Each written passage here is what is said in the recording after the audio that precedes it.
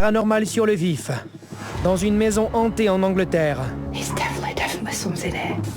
Le visage d'une enquêteuse du paranormal subit une transformation terrifiante. Je me suis dit, oh mon Dieu, mais qu'est-ce que c'est? Une influenceuse de Los Angeles Hey guys, it's Marissa. découvre un monstre sous son lit. J'avais l'air malade, je ne dormais plus, je faisais des cauchemars. Une apparition vaporeuse And I'm looking dead at it. nargue un agent de sécurité à Chicago. La première fois que je l'ai vue, elle m'a terrifié. Le plus souvent, elle vient quand je suis seul. En Angleterre, une mère qui prend des photos découvre un visage fantomatique derrière son fils. On dirait que l'esprit pose la main sur son épaule. C'est très perturbant. Et d'autres images paranormales qu'il faudra voir pour y croire.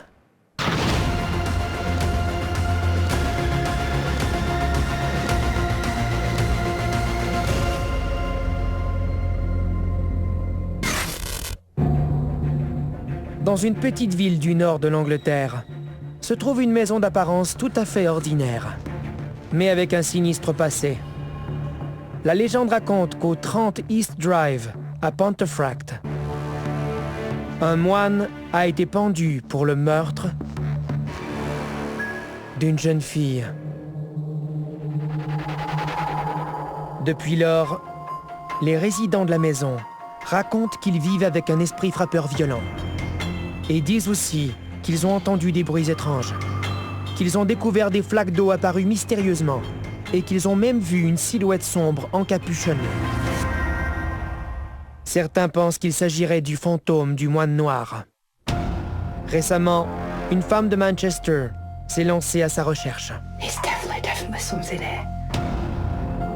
Elle s'est peut-être même retrouvée face à face avec lui.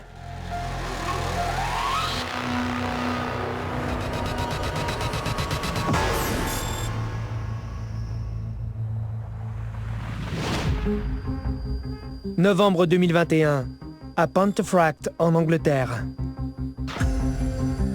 Amy Scatchell et une équipe d'enquêteurs du paranormal explorent la fameuse maison du 30 East Drive. So we're here during the day, but the atmosphere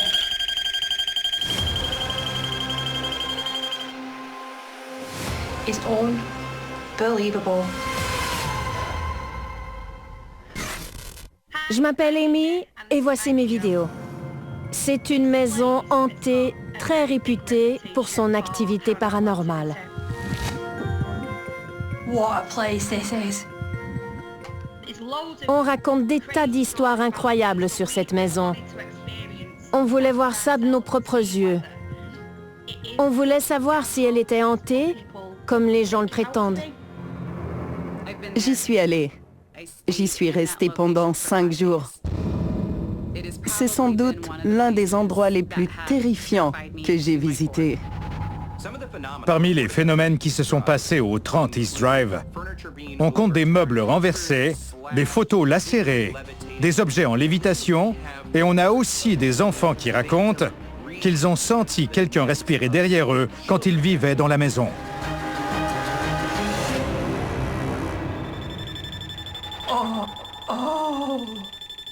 I feel like I'm being watched. On suppose que c'est le fantôme du moine noir qui hante la maison. Une jeune fille a été assassinée. Le coupable, un moine, a été pendu là où se trouve maintenant la maison. La plupart des gens croient que la présence du moine se fait encore sentir. C'est un esprit en colère, il est agressif. Il hante la maison qui a été bâtie sur le lieu d'une double tragédie, là où le moine et la jeune fille ont perdu la vie. Dans l'espoir de rassembler des preuves de la présence du moine noir, Amy et ses collègues ont un arsenal d'équipements à leur disposition. Un détecteur de champs électromagnétiques, un détecteur de température et plusieurs caméras fixes installées dans toute la maison. This is the cameras that are all set up in the rooms. Et dès le départ,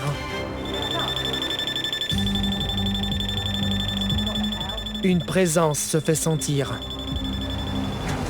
Ooh, my leg. Nous étions en haut de l'escalier. J'ai entendu un bruit. Quelque chose a frôlé ma jambe et ça m'a fait sursauter. Exactement au même moment, le détecteur situé en bas de l'escalier s'est mis à sonner. J'ai eu peur, j'ai sursauté. L'étrange activité se poursuit toute la soirée. Right. Come on then. We know you're here. Tell us your name.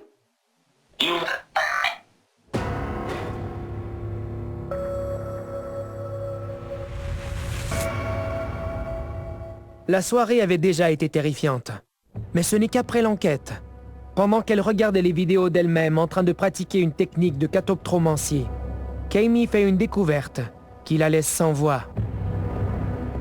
La catoptromancie est une technique de divination ou une forme de clairvoyance réalisée avec un miroir. Ça consiste à séparer son esprit de son corps physique en se concentrant sur son reflet. On commence à percevoir un autre individu au fur et à mesure qu'il s'empare de notre corps ou de notre être.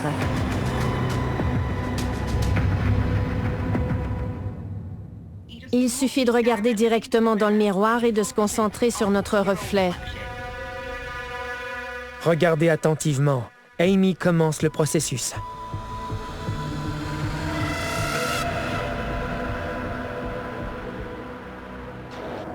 Avez-vous vu? Regardez bien. Grâce à l'une des caméras, on voit le visage d'Amy se déformer soudainement dans le miroir. Je me suis dit, oh mon Dieu, mais qu'est-ce que c'est? Je n'en croyais pas mes yeux. Je ne comprenais pas ce que je voyais. J'ai regardé les images encore et encore. C'est tout droit tiré d'un film d'horreur. Sauf que dans ce cas, il n'y a aucun effet spécial. Le visage se déforme et devient complètement monstrueux.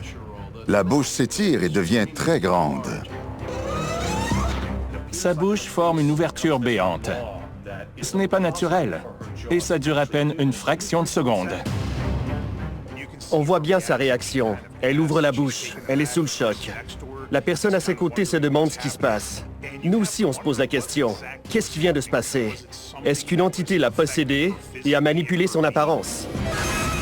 Ou bien l'entité essayait-elle d'imiter le reflet d'Amy dans le miroir? Il semble que les miroirs servent de portail pour les esprits.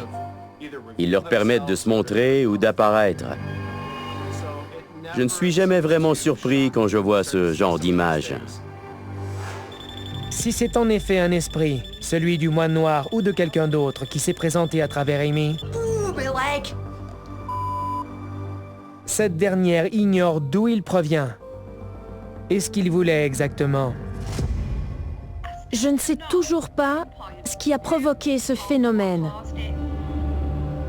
J'ai senti ma tête penchée vers l'arrière, comme si elle était devenue trop lourde. Je ne pouvais plus la tenir droite. Alors j'imagine que l'entité voulait me faire sentir ce qu'elle ressentait, qu'elle voulait montrer ce qu'elle éprouvait. Ça soulève beaucoup de questions. Quand on enquête, on doit se montrer très prudent lorsqu'on s'engage dans un rituel. C'est un excellent conseil. Et si Amy n'a pas l'intention d'arrêter d'enquêter, elle a posé une nouvelle limite. Si quelqu'un me demandait d'y retourner, je dirais oui. Mais je ne regarderai plus dans ce miroir.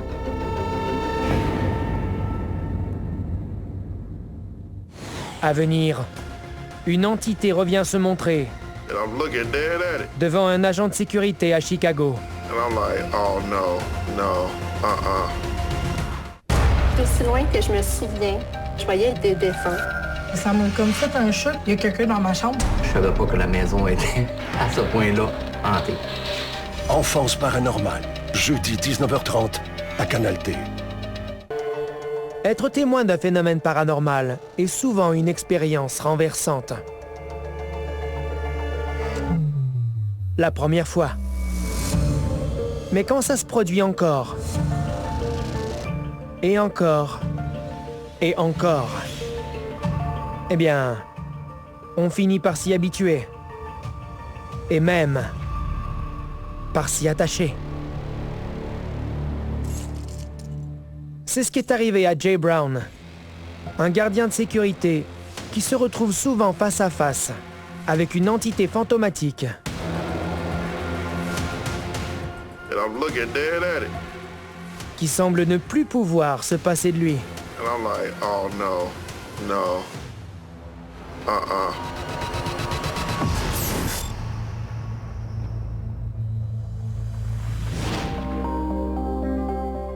Nous avons déjà rencontré Jay Brown dans la première saison. Pendant son quart de nuit en tant que gardien de sécurité dans une résidence pour personnes âgées de Chicago, il a remarqué une entité vaporeuse, sans forme, flottant autour de son bureau. I'm looking dead at it. Et même si Jay pouvait la voir de ses propres yeux, I guess it can. I waved at it like, you know. il a confirmé l'existence de l'entité grâce aux vidéos de surveillance, dont il fait la narration pendant qu'il filme avec son téléphone. I guess it's too cold outside, and he was like, Incroyablement, depuis cette première rencontre, l'entité est réapparue régulièrement. Comme une nuit de novembre en 2018. Cette fois encore, Jay joue la vidéo de surveillance et narre la scène. the storm is so bad that ghost had to go upstairs. Look at the bottom right. Look. There you go. Look at that. Je m'appelle Jay Brown. Je travaille dans une maison de retraite. Je suis gardien de sécurité. Ça ressemble à une boule de fumée ou de vapeur. Elle fait la taille d'un ballon de basketball. Elle apparaît généralement la nuit, entre 3 et 4 heures du matin. Le plus souvent, elle vient quand je suis seul. On voit quelque chose, une masse informe. À un moment, on a presque l'impression qu'elle marche, qu'elle bouge, qu'elle a des bras et des jambes. Lors d'une enquête, si on voit un phénomène de nos propres yeux, c'est formidable. Si on arrive à le filmer, c'est phénoménal. Si on arrive à faire les deux, on a gagné le gros lot du paranormal.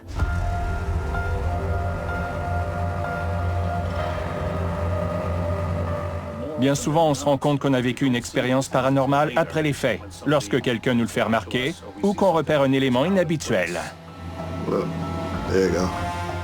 Mais Jay l'a remarqué. Il est conscient du phénomène. Non seulement il en est conscient, mais il a aussi très envie d'entrer en contact avec lui. It was cold. I'm like, oh. I wanted to follow it. On voit qu'il agit sans crainte. Il parvient à garder son calme. Ça veut dire qu'il ne se sent pas menacé par cette entité. Il n'est pas en danger. Il doit se dire que s'il ne dérange pas l'apparition, elle ne le dérangera pas non plus. And feel, see, I'm trying to feel like follow the cold breeze. I saw it going towards the elevator. C'était comme si l'air climatisé s'était allumé pendant quelques secondes. Quand on est témoin de ce genre de phénomène, il est courant de ressentir un changement de température quasi instantané dans la pièce. Il arrive souvent que les gens sentent un courant d'air glacé ou un point froid quand il se passe un phénomène paranormal. Cela se reproduit en avril 2019. Mais cette nuit-là, la boule de vapeur adopte une forme différente. This time it was dark. Literally, a dark one. Regardez attentivement en bas à droite de l'écran. Right there. See it? Une boule de vapeur sombre flotte vers Jay. It's going up. See it? And I'm looking dead at it. And I'm like, oh no, no, Then it goes over there by the exit sign. And I'm like, wow. And then it just vanished above my head. De quoi s'agit-il exactement? Et quel est son lien avec cet endroit en particulier? Jay est gardien de sécurité dans une résidence pour personnes âgées, un lieu avec un haut pourcentage de mortalité. Dans ce genre d'endroit où de nombreuses personnes viennent rendre leur dernier soupir, il est logique qu'on voit se produire beaucoup d'activités paranormales. Une pensée qui ne plaît pas beaucoup à Jay. Ça me rend triste, vous savez. qu'une personne continue d'errer, incapable de trouver le repos. Ou peut-être qu'il ne s'agit pas d'une âme perdue, mais d'une entité plus serviable. Selon certaines histoires, lorsqu'une personne est prête à rendre son dernier souffle, elle reçoit la visite d'un messager ou d'un guide qui l'aide à passer dans l'au-delà. Quoi que ce soit, Jay s'est habitué aux visites nocturnes de cette entité, et il a hâte de la revoir.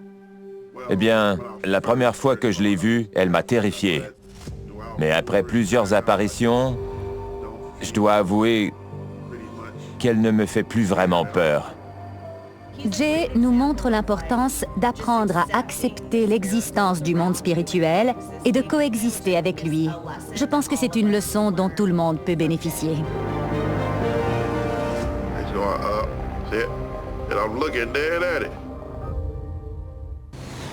À venir, il y aurait peut-être des monstres bien cachés sous votre lit. Les gars, ils adorent ça. Il y a du son, il y a de l'action. Une job simple peut devenir un casse-tête. C'est un peu ça la beauté de la chose. Ça va péter. Fermont, mardi 19h30 à Canal D. Un monstre sous le lit. C'est une peur que tous les enfants ont depuis plusieurs siècles.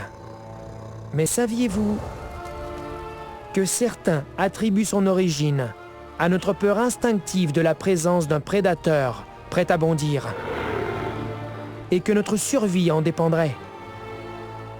Par exemple, une femme à Los Angeles a découvert une entité vivant sous son lit.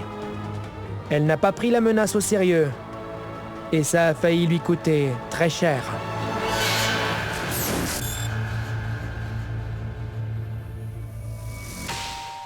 Août 2016, à Los Angeles, en Californie. Marissa Rachel filme une vidéo pour ses médias sociaux, quand elle quitte brièvement la pièce pour aller chercher un prix qu'elle allait faire tirer au sort.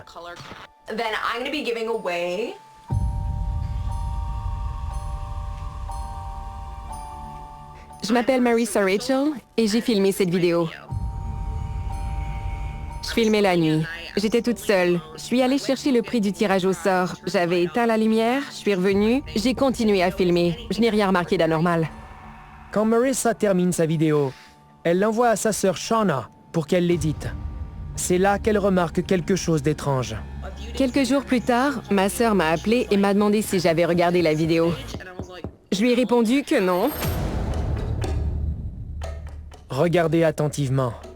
Peu après que Marissa a quitté la pièce et qu'elle a éteint la lumière, le poids de la caméra l'a fait pencher vers le bas.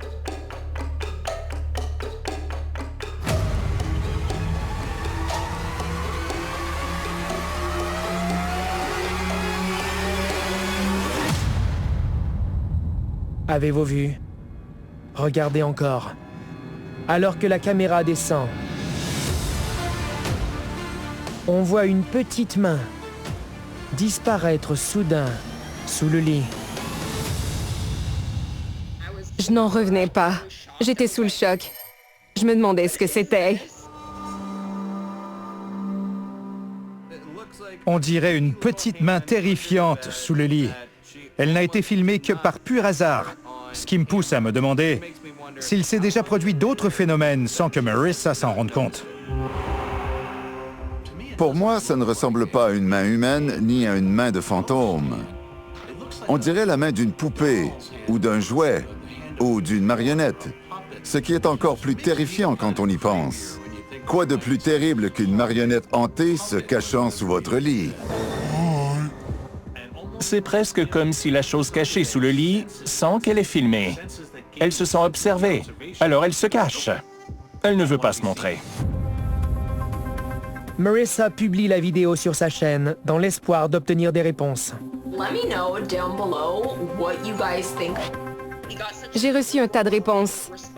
Les gens émettaient leurs hypothèses. Certains disaient que c'était une poupée, une patte de chien, une patte de chat. J'ai des chats, mais ça ne peut pas être eux. C'est vraiment un tout petit tiroir sous mon lit. Mes chats n'auraient jamais réussi à se glisser à l'intérieur tout seuls. Je n'ai aucune idée de ce que c'était. Même aujourd'hui, je ne saurais pas vous dire ce que c'était. Je n'ai jamais rien vu qui ressemblait à ce qu'on voit sur la vidéo. On dirait qu'elle a beaucoup de jouets et beaucoup d'animaux en peluche. Je me demande s'il existe un type d'entité qui aurait pris cette apparence pour ressembler aux objets qui se trouvent dans la chambre de Marissa. Un peu comme une image générée par l'intelligence artificielle. Elle a vu la chambre et s'est demandé quelle forme adopter pour y être acceptée. Et elle a pris cette apparence. Marissa ne sait peut-être pas à qui appartient la main, ni d'où elle vient. Mais elle pense qu'elle a une origine paranormale. Car au cours des mois qui ont suivi le tournage de cette vidéo mystérieuse, Marissa a été victime d'étranges événements aux conséquences inquiétantes. Hey guys, it's Marissa. On le voit dans mes vidéos. J'avais l'air malade, je ne dormais plus. Je faisais des cauchemars. I haven't slept in like probably 4 days. I keep waking up. I either wake up at 3 a.m. or I just don't go to sleep at all. At all. Les dommages ne sont pas seulement émotionnels. Un matin, j'ai remarqué que j'avais une grande griffure à la base du cou. Elle est apparue comme par magie.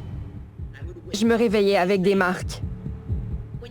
Quand on a une grosse ecchymose, une marque, on se souvient si on s'est cogné, si on a percuté quelque chose, si on a pris un coup, si on s'est blessé. Mais ce n'était pas mon cas. C'était ce qui me terrifiait le plus. Souvent, quand on est en présence d'une entité néfaste, elle essaie de nous faire du mal. Et on va se réveiller avec des griffures ou des marques et on ignore d'où elles proviennent. Mais Marissa croit savoir pourquoi elle a été attaquée. Je pense que publier la vidéo lui a donné de la force et l'a fait grandir en quelque sorte. Je suppose que j'ai peut-être provoqué l'esprit. Ça commence par une petite chose, comme une petite main cachée sous le lit, pour attiser la curiosité de la personne qui vit l'expérience. L'entité se nourrit de cette énergie et va provoquer des phénomènes de plus en plus importants. C'est quelque chose qui a été documenté très souvent. Il existe une théorie qui soutient l'idée que les activités de certains esprits frappeurs pourraient en réalité être provoquées par une jeune personne qui vit sur place. Ce serait leur propre énergie psychokinétique qui produirait des sons et ferait bouger des objets. On en a répertorié des cas à travers toute l'histoire. De jeunes personnes provoqueraient les phénomènes par inadvertance, surtout des jeunes femmes. Heureusement, l'entité a cessé de tourmenter Marissa quand celle-ci a déménagé. Mais cette expérience terrifiante nous rappelle qu'il faut rester vigilant, car les monstres cachés sous le lit ne font pas seulement partie de notre imagination. Je crois que c'était une bonne idée de changer de maison. Avant de déménager, je ne savais pas si ça allait s'arrêter. Et si ça s'arrêtait, est-ce que ça allait recommencer? Cette expérience m'a poussé à croire au paranormal. À venir, un extraterrestre change d'apparence au Mexique et fait fuir un père et sa fille. Cet hiver, des phénomènes paranormaux. Commençant à entendre des voix. Des défis colossaux. T'as pas le droit à l'erreur. Des conditions alarmantes. Ça passe ou ça casse. Canal D, 30 ans à tout découvrir. La vie est pleine de mystères. Parfois, ces merveilles du monde sont palpitantes. Oh, that can't be real, man. D'autres fois, elles sont complètement déconcertantes. There's aliens. What? Surtout quand elles se passent près de chez vous. Demandez à ce médecin du Mexique, qui a été témoin d'une expérience extraordinaire juste devant la porte de sa maison.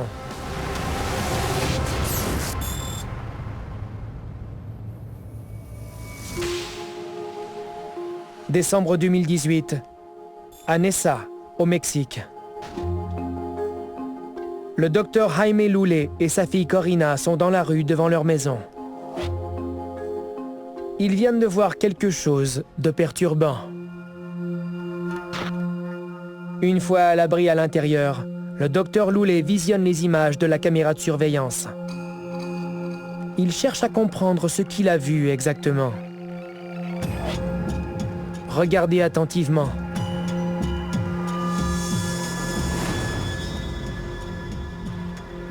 C'est un objet brillant qui flotte le long de la rue. Il semble se métamorphoser et développer des bras et des jambes. Je m'appelle Jaime Loulet et voici ma vidéo. J'ai vu une apparition. Elle était de toutes les couleurs. Et elle s'est présentée sous plusieurs formes. C'était comme un arbre de Noël, mais avec des extensions qui allaient jusqu'au sol. Peut-être que le plus remarquable avec ce qui s'est passé, ce n'est pas ce qui a été filmé, mais ce que le docteur et sa fille ont vu de leurs propres yeux dans la rue. Tout à coup, il est devenu translucide. Et il a pris forme humaine. C'est là qu'on s'est rendu compte qu'il s'approchait de nous. À ce stade, la fille du docteur s'est sauvée en courant. Et même si le médecin est resté sur place encore quelques secondes, lui aussi a fini par aller se mettre à l'abri. Comme si ça ne suffisait pas. Peu après qu'il se soit sauvé, un transformateur du quartier a explosé. Quand le transformateur a explosé, j'ai eu très peur. C'est cette chose qui l'a fait exploser. Elle avait la capacité de faire fondre le transformateur. Qui sait ce qu'elle aurait pu me faire subir? Alors, qu'ont vu le docteur Loulet et sa fille exactement? C'est le genre d'extrait que je trouve absolument fascinant. Parce que je suis incapable de dire s'il s'agit d'un humain, d'un robot ou d'un extraterrestre.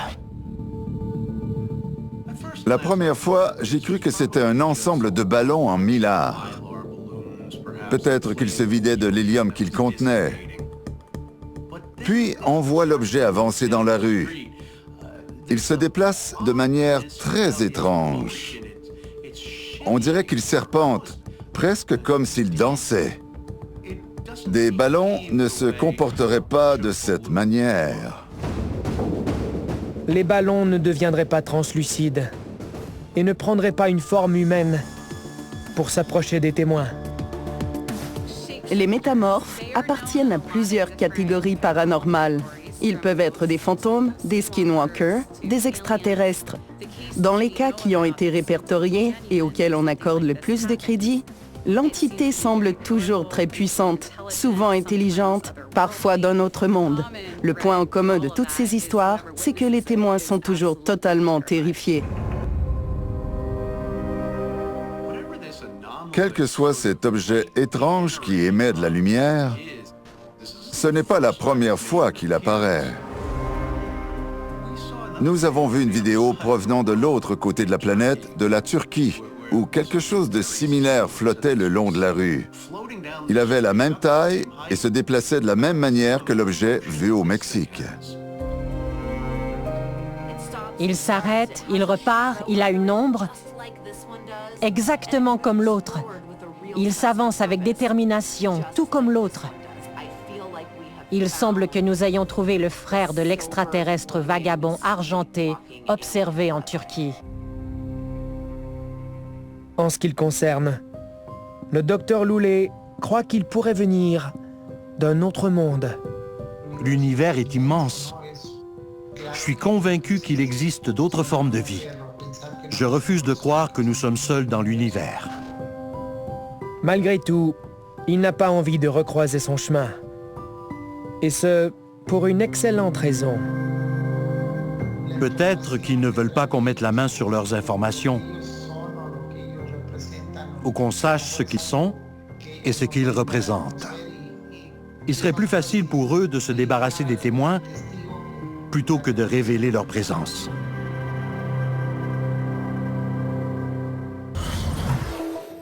De nos jours, de plus en plus de gens installent des caméras de surveillance à l'entrée de chez eux. Elles permettent aux résidents de surveiller ce qui se passe autour de leur maison, ce qui leur procure un sentiment de sécurité. Même si parfois, les caméras les laissent avec plus de questions que de réponses.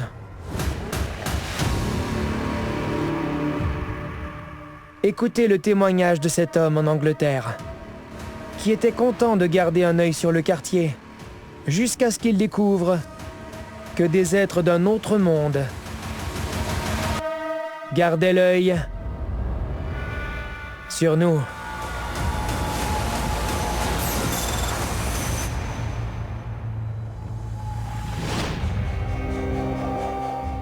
Octobre 2021, dans le Hertfordshire, en Angleterre. Il est environ 20 heures et Matt Dowdy regarde la télévision avec son ami Kevin quand il reçoit une alerte de sa caméra. Matt regarde la vidéo, s'attendant à voir un chat ou un voisin. Mais au lieu de ça, il voit quelque chose d'inexplicable. Une formation triangulaire de lumières éclatantes se déplace dans le ciel. Je m'appelle Matt Dowdy et voici ma vidéo. J'ai regardé les images plusieurs fois. Je me demandais ce que j'avais sous les yeux. C'était très étrange. Tout était silencieux. La caméra n'a enregistré aucun son. Il n'y avait que ces 3 lumières qui planaient au-dessus de la maison voisine et qui arrivaient depuis la gauche. Matt se dépêche d'aller dehors pour mieux voir. Mais les lumières ont déjà disparu. C'était vraiment perturbant. J'ai appelé mon père, c'est un passionné d'aviation, et lui aussi était très surpris. Il a regardé son logiciel de surveillance du trafic aérien, puis il a vérifié encore une fois, et il n'y avait eu aucun vol au-dessus de chez moi. De nos jours, il existe de nombreux programmes qui utilisent un système de surveillance appelé ADS-B. C'est une sorte de transpondeur que presque tous les aéronefs doivent avoir dans tous les espaces aériens. Ils fournissent des données sur le modèle de l'avion, son altitude et sa destination. Même les missions militaires doivent diffuser ces informations, car elles sont très importantes pour la sécurité aérienne. Il est donc très surprenant que Matt et son père n'aient trouvé aucune donnée concernant cet appareil. J'en ai eu la chair de poule. Je me demandais vraiment de quoi il s'agissait. Bonne question. Cet extrait présente une configuration qu'on voit couramment. On voit apparaître 3 objets ou un seul appareil de forme triangulaire se déplaçant dans le ciel. C'est quelque chose qu'on observe souvent dans l'étude des objets volants non identifiés. Pour moi, on dirait 3 objets en formation triangulaire. Mais ils sont connectés. D'une manière ou d'une autre. C'est étrange. Je ne pense pas que notre cerveau humain soit capable de comprendre le genre de technologie utilisée par ces extraterrestres. À chaque fois que je vois ces lumières, qui semblent former un triangle, j'ai l'impression qu'il s'agit d'un seul vaisseau. Les lumières ne semblent pas s'écarter les unes des autres. Elles restent en formation. Pour moi, il s'agit d'un seul appareil. Mais si cet appareil, ou cette formation d'appareil, est d'origine extraterrestre, pourquoi survole-t-il la banlieue de Londres? Peut-être qu'il ne se soucie pas de ce que nous pouvons penser, nous pauvres humains insignifiants. Ou peut-être qu'au contraire, ils essaient d'attirer notre attention. Peut-être qu'ils veulent qu'on s'habitue petit à petit à apercevoir des ovnis, qu'on s'habitue à leur présence, ce qui faciliterait une rencontre éventuelle. Je crois qu'ils sont ici pour observer et transmettre des informations. J'ai parlé à des personnes qui ont déjà eu des interactions avec des extraterrestres et des ovnis, et elles m'ont dit que les lumières étaient un moyen de communiquer. Elles sont censées agir comme un moyen de transfert pour diffuser un message directement dans la psyché de la personne contactée. Quand on examine ces lumières avec une caméra infrarouge, on ne voit pas de fréquence, pas de couleur. Elles n'émettent aucune pulsation pour diffuser des messages ou des informations dans notre esprit. Pour autant qu'on le sache, Matt n'a pas reçu de message. Mais l'expérience l'a marqué. C'est le genre d'expérience à laquelle je n'avais jamais vraiment accordé de crédit auparavant. Depuis que ça m'est arrivé, j'ai commencé à croire qu'il pourrait y avoir d'autres formes de vie dans l'univers. Peut-être qu'elles nous observent, qu'elles regardent ce que nous faisons. Maintenant, je garde l'œil ouvert. Je cherche ce qui pourrait se trouver dans le ciel et ce qui circule peut-être au-dessus de nos têtes. À venir, un fantôme s'est-il incrusté sur cette photo? C'est parti! C'est au capitaine de dire à des hommes de sortir sur le pont et d'y risquer leur vie. Accrochez-vous! Je commets peut-être une terrible erreur. Péril en haute mer. Mardi 22h, à Canal D.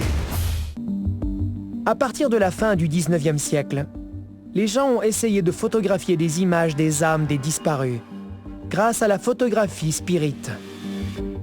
Les photographes prenaient en photo les vivants, parfois accompagnés de leurs proches récemment décédés, dans l'espoir de révéler la preuve qu'il existe une vie après la mort. C'est une pratique qui existe encore aujourd'hui. Mais comme les appareils photos sont de plus en plus répandus et que les photos sont prises sans modération, les fantômes sont souvent pris en photo par hasard, sans que le photographe s'en rende compte.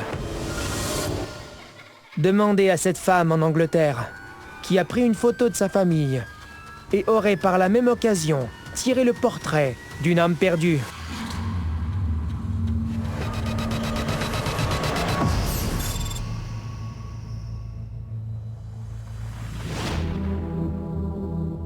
Mai 2018, au parc de Plessywood Country, dans le Northumberland en Angleterre.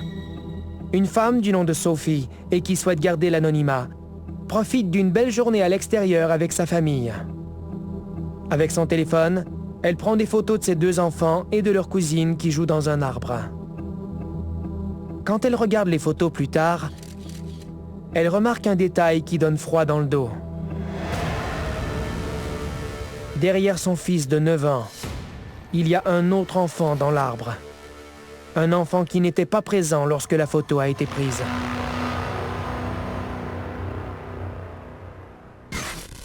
Bonjour, je m'appelle Sophie et j'ai pris cette photo. Ce n'est qu'une fois rentrée à la maison, quand j'ai regardé les photos de la journée, que j'ai vu quelque chose derrière mon fils.